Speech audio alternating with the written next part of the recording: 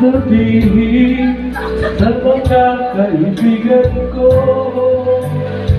Kung ako rin ang sisisihin na bulagan ako, na ikaw at ako ay wala na.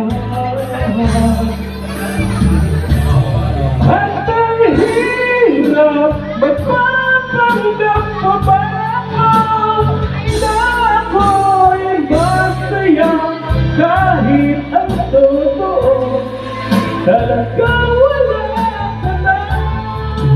At ang bukas